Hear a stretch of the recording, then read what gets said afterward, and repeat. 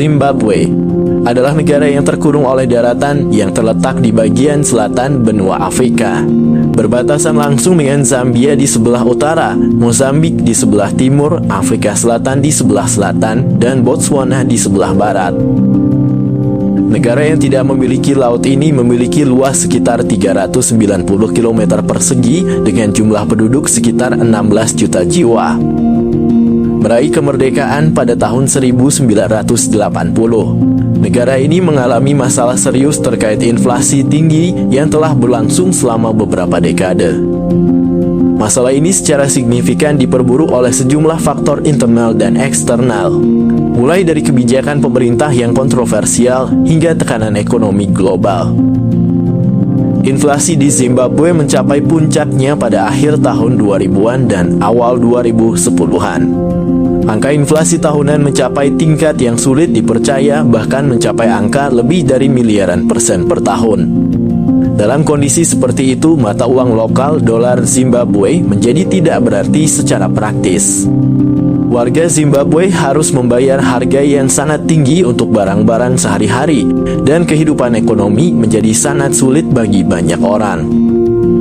Mengatasi inflasi yang parah, pemerintah Zimbabwe mengambil beberapa langkah. Salah satu langkah yang paling mencolok adalah pencetakan uang dalam jumlah yang besar-besaran. Namun kebijakan semacam ini hanya memperburuk masalah inflasi karena meningkatkan jumlah uang yang beredar di pasar tanpa diimbangi dengan peningkatan produksi atau nilai barang dan jasa.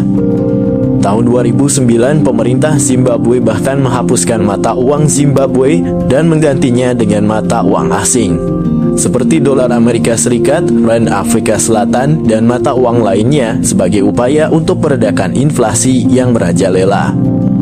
Langkah ini sementara berhasil mengendalikan inflasi dalam jangka pendek. Namun masalah struktural dalam ekonomi Zimbabwe tetap ada.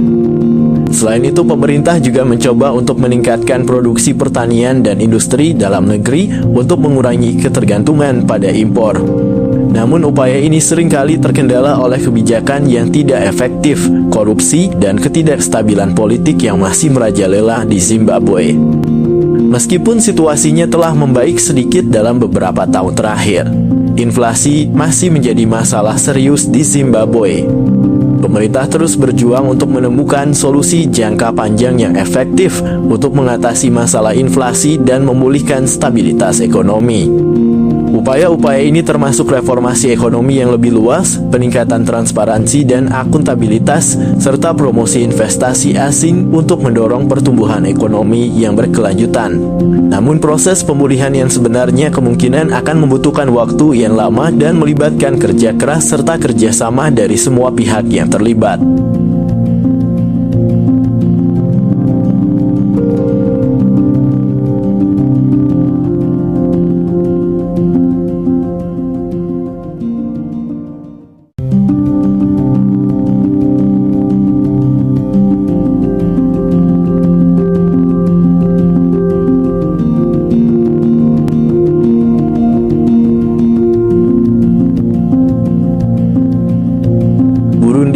Negara di kawasan benua Afrika bagian tengah. Negara ini berbatasan langsung dengan Rwanda di sebelah utara, Tanzania di sebelah timur, dan Republik Demokratik Kongo di sebelah barat. Sejak 1916, wilayah Burundi disatukan dengan negara tetangganya, yakni Rwanda, dan disebut kawasan Rwanda-Urundi. Kawasan ini menjadi wilayah mandat Liga Bangsa-Bangsa yang dipercayakan kepada Belgia. Setelah Perang Dunia II berakhir pada 1945, Rwanda-Urundi menjadi wilayah perwalian PBB kendati masih dikendalikan Belgia. Hingga akhirnya tanggal 1 Juli 1962, Rwanda-Urundi mendapatkan kemerdekaan dan kembali dipisah menjadi dua wilayah yang berbeda, yakni Rwanda dan Burundi. 4 tahun setelah merdeka, yakni sejak tanggal 1 Juli 1966, Burundi yang semula berbentuk kerajaan mendeklarasikan diri sebagai republik. Bentuk negara dan sistem pemerintahan republik yang dianut Burundi masih bertahan hingga saat ini. Wilayah Burundi terkurung daratan dan berbatasan dengan Danau Tanganyika yang merupakan salah satu danau terpanjang di dunia. Negara-negara lain yang berbatasan dengan Burundi yaitu Republik Demokratik Kongo Barat, Rwanda Utara, serta Tanzania Timur dan Selatan. Negara ini memiliki luas sekitar 27.834 km persegi dengan populasi mencapai 11,8 juta. Ibu kota Burundi terletak di Gitega yang menjadi pusat politik, sedangkan untuk pusat ekonominya di wilayah Bujumbura dengan penggunaan bahasa Kirundi, Prancis, dan Inggris.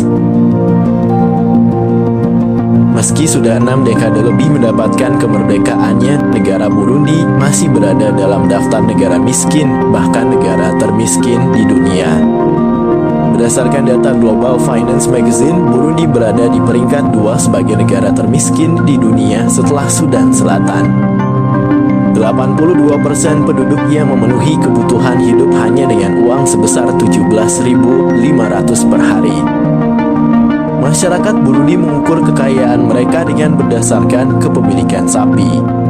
Sebab itu mereka lebih memilih untuk memiliki sapi daripada uang, lantaran sapi dianggap sebagai barang mewah. Kendati demikian, tak semua masyarakat Burundi memiliki sapi. Pasalnya, harga sapi di negara tersebut terbilang sangat mahal. Tidak hanya miskin, Burundi juga memiliki tingkat kebahagiaan yang sangat rendah di dunia. Sebuah studi tahun 2007 menunjukkan orang Burundi memiliki tingkat kepuasan hidup yang sangat rendah. World Happiness Report 2018 menilai rakyat Burundi paling tidak bahagia di dunia. Burundi juga dijuluki sebagai neraka di dunia karena banyaknya kekerasan yang terjadi di antara masyarakatnya. Kekerasan tersebut terjadi akibat perang saudara yang berlangsung sejak 1972 hingga 2018. Kekerasan tersebut merenggut jutaan korban jiwa. Hingga saat ini perang saudara masih terus terjadi namun dalam skala relatif kecil. Akibat perang saudara, lebih dari 1 juta penduduk mengungsi dan menciptakan lingkungan politik yang sangat tidak stabil. Lingkungan politik yang tak stabil membuat terhambatnya sektor pertanian yang merupakan tulang punggung ekonomi negara. Selain itu, perang saudara juga membuat kemiskinan semakin meningkat, yang semula 48% menjadi 67%.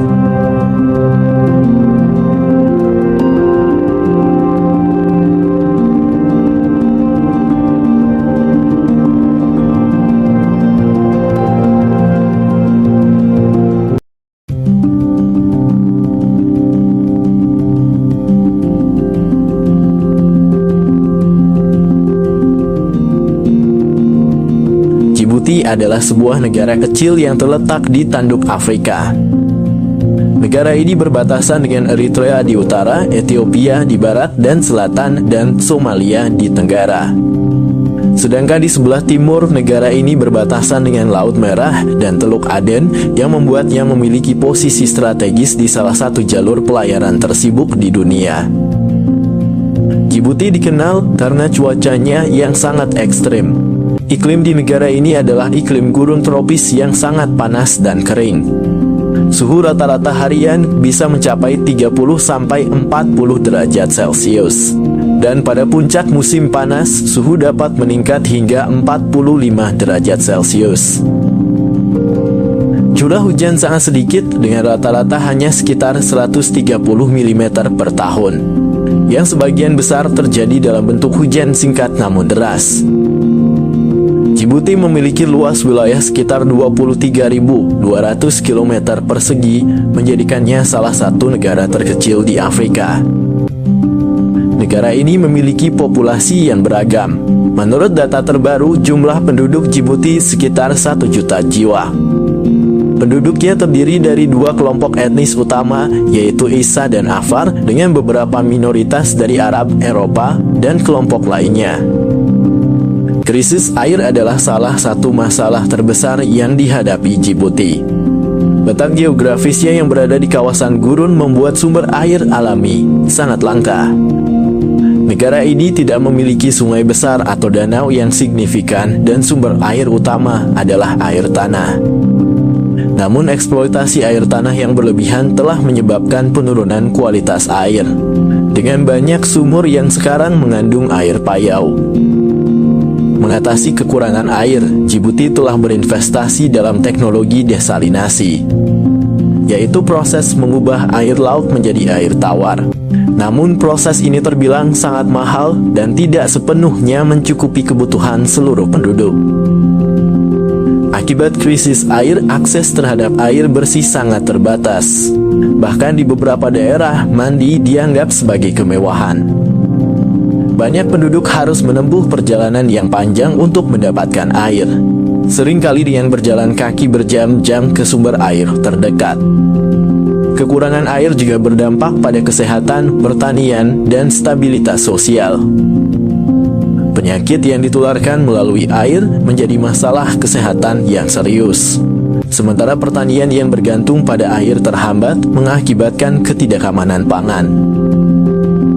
Upaya pemerintah Djibouti untuk mengatasi masalah air termasuk pembangunan infrastruktur untuk pengelolaan air yang lebih baik, investasi dalam teknologi desalinasi, dan kerjasama internasional untuk bantuan dan dukungan. Meski demikian, mengatasi krisis air tetap menjadi tantangan besar yang memerlukan perhatian terus-menerus.